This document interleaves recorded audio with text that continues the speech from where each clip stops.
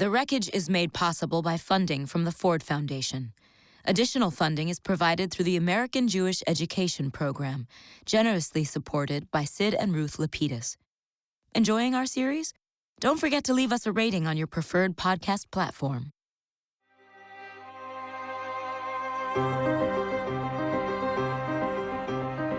Behind me stands a wall that encircles the free sectors of this city, part of a vast system of barriers that divides the entire continent of Europe. General Secretary Gorbachev, if you seek peace, if you seek prosperity for the Soviet Union and Eastern Europe, if you seek liberalization, come here to this gate. Mr. Gorbachev, open this gate.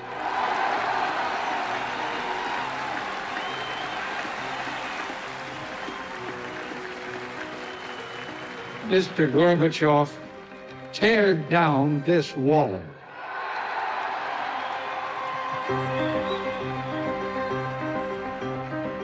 On June 12, 1987, President Ronald Reagan stood at the Brandenburg Gate in Berlin. In an impassioned 26-minute speech, he implored Soviet leader Mikhail Gorbachev to reunite a continent and to open up the gates. The late 1980s saw the largest influx of Soviet Jews to the United States in Cold War history.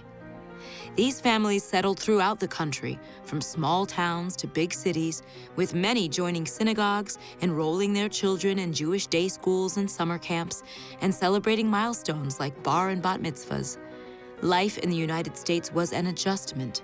Learning English proved challenging, but was necessary to be successful in finding employment. And easy access to consumer goods was a culture shock. Several had to contend with an unsympathetic, even hostile view of immigrants. But for many of these families, life in the United States was a balance of assimilating into their new homes and holding on to their traditions. From the American Jewish Historical Society, this is The Wreckage. Open up the gates. I'm your host, Rebecca Naomi Jones.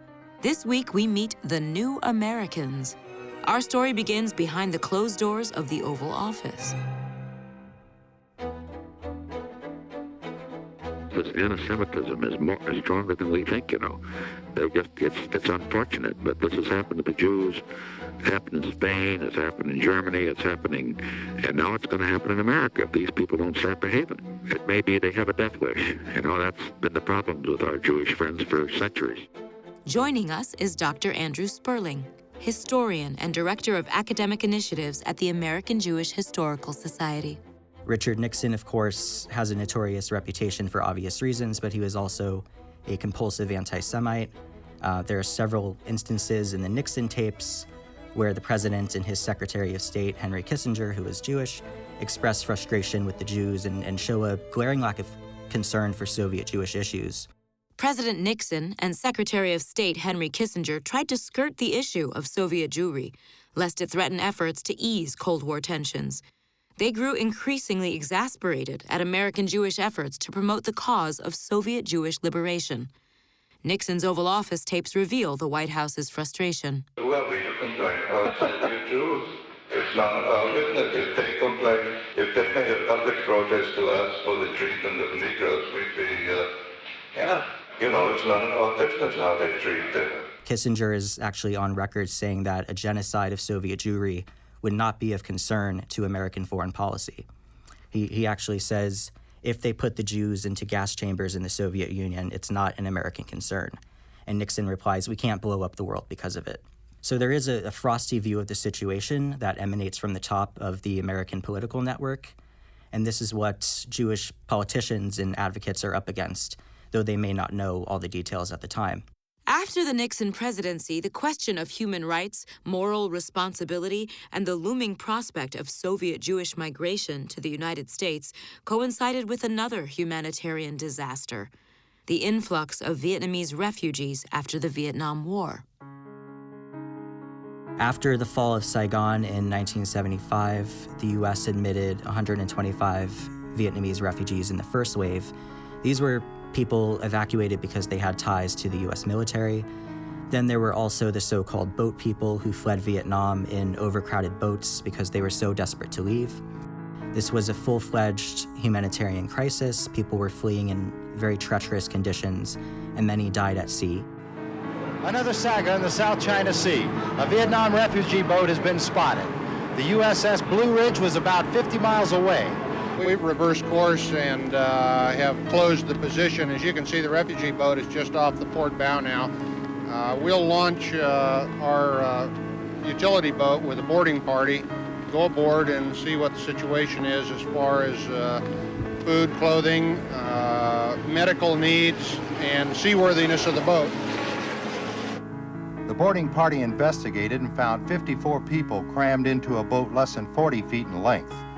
The boat was deemed unseaworthy by Commander Williams, Blue Ridge Operations Officer and boarding party commander. The bilge pump had stopped operating and they were bailing water. The engine wouldn't run and the compass hadn't worked in days. The people were rescued and the boat was scuttled. They had been at sea for 10 days, searching for freedom. To address the crisis, Congress passed the Refugee Act of 1980. This created formal criteria for admitting refugees based on humanitarian need.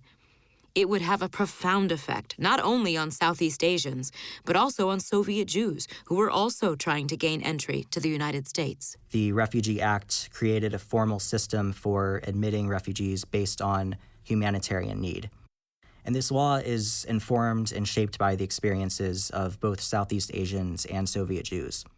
This is a major step in American refugee policy because previously, refugees might have been accepted to score political points against communist regimes, or refugees were accepted on an ad hoc basis. But now, under this law, and because of Vietnamese people seeking refuge, there is a permanent and structured system.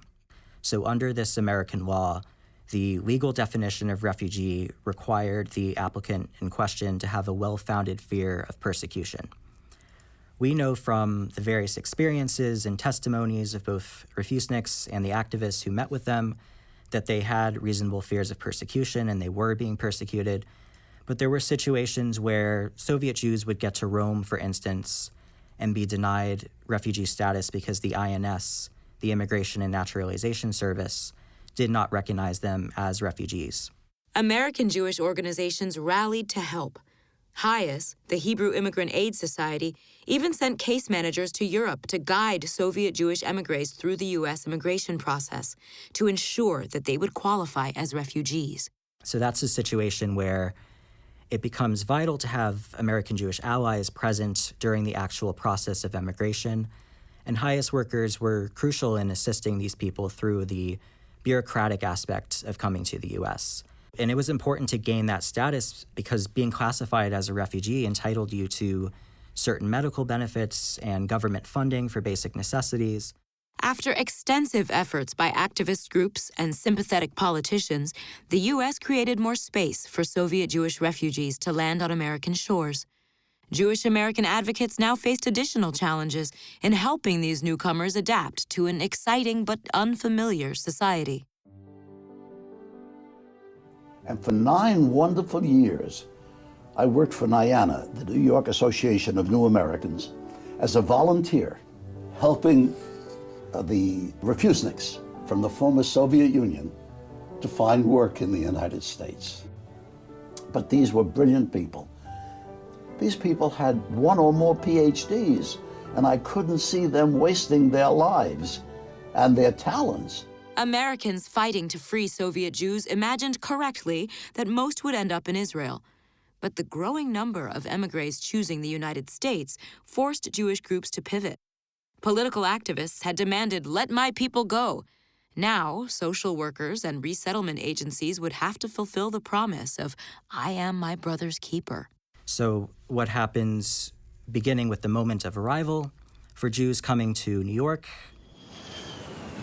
For instance, they land at Kennedy Airport, they're greeted by a representative from HIAS, or perhaps the New York Association for New Americans, and they will be able to stay at a hotel until they can access new apartments. And all of these agencies, together with local Jewish federations, these groups raised money to fund housing assistance English language and job training programs, and basic furnishings for new arrivals. Jewish community centers would also create social and recreational activities for the new residents, and it was up to many different synagogues and Jewish camps and day schools to develop programs on their own to welcome emigre families and make them feel welcome. Supporting the agencies was an army of volunteers. In April 1990, Soviet-born journalist and author Julia Yaffe arrived in the United States with her family. She was just 7 years old. The families that welcomed us in Columbia, Maryland, who were members of the Temple Isaiah Synagogue, were incredible. And they really helped us get settled, helped my father find a job, helped my mom find courses that would help her get recertified, take the medical school board exam. And the Jewish community really pitched in to help. They were amazing. Individuals poured their efforts in to take care of the refugees and ensure that they wouldn't just end up on the street. There were so-called anchor families, relatives of recently arrived emigres, that would contribute their own money or services to the resettlement agencies. There were also volunteers that, quote-unquote, adopted families, helped them enroll their children in school, took them out grocery shopping, and introduced them to what life was like in America. So these were entire community, boots-on-the-ground efforts to directly engage with the new Americans so that they could feel comfortable and learn to live independently in a new land. For many American Jews, the resettlement effort itself became a concrete way to participate in the struggle for Soviet Jewry. They knew that there was still work left to do even after they helped free these families. It was wonderful. It was like I was meeting all my cousins.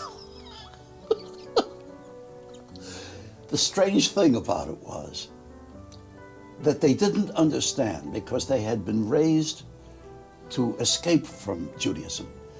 They didn't understand why I was there. And they would constantly ask me, why are you doing this? And I would try to explain, this is Jews helping Jews. Nyana volunteer Irv Zuckerman was not the only one to notice that the family reunion also created moments of culture clash. The grandparents may have been siblings in Tsarist Russia, but the grandchildren had become Americans, or Soviets, through and through. Many American Jews expected Soviet Jewish newcomers to quickly join their synagogues, send their children to Hebrew schools, and become active in Jewish community life. But because many Soviet Jews had grown up in a society where Judaism was suppressed, they often identified more as ethnic Jews rather than religious Jews. Synagogue life might have felt unfamiliar. Some might have distrusted organized religion after decades of Soviet propaganda portraying it as backwards. So this created some misunderstandings. American Jews might view the newcomers as ungrateful or disengaged, whereas the immigrants felt pressured into forms of Jewish life that didn't quite resonate with their experiences. The Russian-Israeli scholar Larissa Remenik described it as a case of mutual failed expectations. It's indicative of competing expectations about how the Soviet Jews should adapt to the U.S. Some American Jews had trouble grasping how someone could be Jewish without embracing its religious qualities. At the same time, some Soviet Jews felt that American Jews patronized them, assuming that they would assimilate quickly or treating them like their charity cases. And there is something also paternalistic about instructing people on how to be Jewish. The misunderstandings might have been inevitable. American Jews had taken up the fight to free Soviet Jewry, motivated by their deepest religious, ethnic, and cultural sensibilities. However, the Soviet Jews who chose the land of opportunity prioritized making good on America's promises. Most Soviet Jews arrived with strong professional backgrounds, but struggled to find jobs in their fields, especially in medicine, engineering, the sciences. There were situations where a doctor or an academic might have to drive a taxi cab or find work in a factory while also trying to update their credentials and pass certain exams. So these are clear tensions, but over time, these two groups would learn from each other, and American Jews come to admire the resilience of Soviet Jews. And also over time, younger Soviet Jewish emigres did become active in Jewish cultural and educational and academic life. world's attention is focused in Washington, D.C. because of this historic summit meeting between Mikhail Gorbachev and our president. And we're going to be joining with tens of thousands and perhaps of 100,000 people who are coming here to put the issue of Soviet Jewry and human rights on the agenda. On December 6, 1987, 250,000 people converged on the National Mall in Washington, D.C. The Freedom Rally for Soviet Jews was a hastily organized show of force to greet Soviet Premier Mikhail Gorbachev as he arrived for a summit with President Reagan. It was also the second largest demonstration in American Jewish history, topped only by the Solidarity Sunday rally in New York the year prior. The rally culminated decades of activism. A campaign that started with a rabbinic mission to Moscow in the 1950s, small student protests in the 1960s, and skilled lobbying in the 1970s, now featured on the dais the Vice President of the United States, along with the Democratic Speaker of the House and Republican Senate Minority Leader. Nobel Peace Prize winner and author of Soviet Jewry movement's seminal book, The Jews of Silence, Elie Wiesel, spoke. Anatoly Natan Sharansky, the most famous Soviet Jewish prisoner of conscience, was present. He had been freed thanks to the movement's success at enlisting U.S. government support. At the beginning of our struggle, we heard that it is impossible to open the gates of the Soviet Union. And we didn't listen to these voices. And we struggled, and you demonstrated, and you struggled, and that's why 250,000 Jews were released, and that's why I and other prisoners of Zion today are free, today are here. In the crowd, Soviet Jewish émigrés, new Americans, marched alongside those who had fought in support of their right to live in freedom for decades. It's not as if American Jews were strangers to public protest and activism. There are so many instances throughout American Jewish history where people will take to the streets, people will gather at massive cultural sites like the National Mall. But this was by far one of the largest displays, and it was really indicative of a certain confidence that these American Jewish activists had amassed over generations. Now they're speaking out very loudly, and with such massive visibility, it reflects a new and permanent phase of Jewish American activism. Inside the USSR, in the United States, in Israel, and around the world, Jews and their allies fought to open the gates of the Soviet Union. Between the 1970s and the years shortly after the end of the Cold War, this international human rights campaign helped over 1.5 million Soviet Jews make their exodus and build new lives abroad. Of these, over 500,000 came here, to the United States.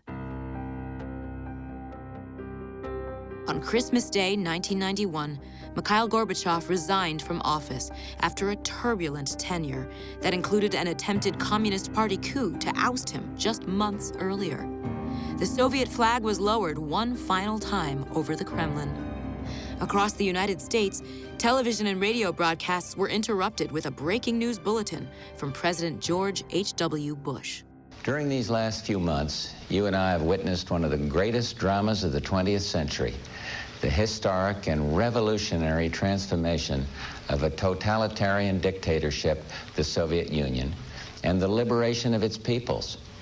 As we celebrate Christmas, this day of peace and hope, I thought we should take just a few minutes to reflect on what these events mean for us as Americans.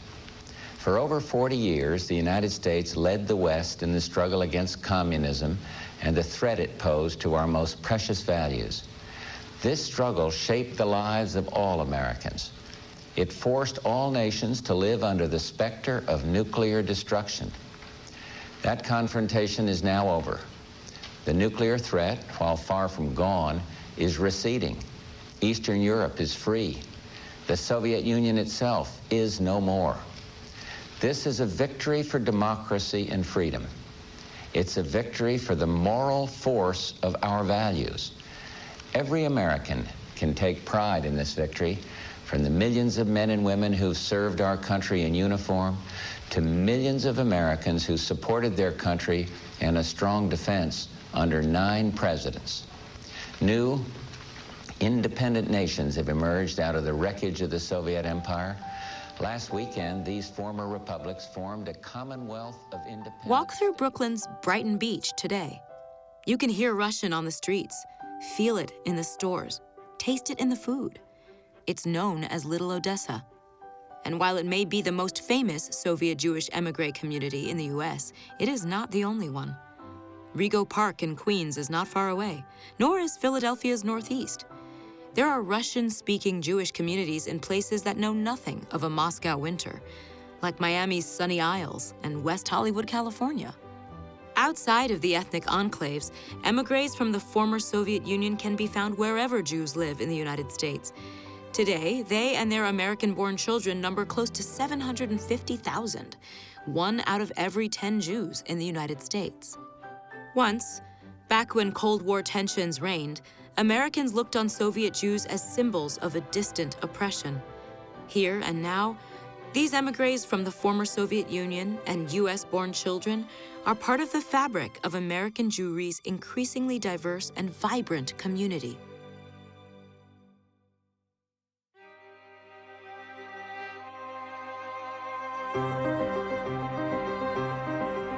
Stay subscribed to The Wreckage for upcoming bonus episodes, never-before-heard interviews, and more stories from the archives. And join AJHS in February 2026 for The World in Front of Me, a new podcast on the life and work of famed photographer Bill Aaron, in his own words, hosted by award-winning journalist and Bill's friend, Ruth Andrew Ellenson. But for now, this is where I leave you. One final time, from the American Jewish Historical Society, I'm Rebecca Naomi Jones. This episode was written and produced by Shaul Kellner, Andrew Sperling, and Gemma R. Birnbaum. Recording, sound design, and mixing were done at Sound Lounge. Transcription is provided by Adept Word Management. Archival material is courtesy of the collections of the American Jewish Historical Society and its archive of the American Soviet Jewry Movement, the George H.W. Bush Presidential Library and Museum, and the U.S. National Archives. Special thanks to Raphael Medoff, Anat Zalmanson-Kuznetsov, Amy Fedesky, Shaul Kellner, Jonathan Deckelchen, and Mark Hetfield for being part of our 3rd season. For episode transcripts, additional resources, and links to the collections featured in this episode, visit ajhs.org/podcasts. If you enjoyed this episode, please rate and review us on your preferred podcast platform, which helps others discover our series.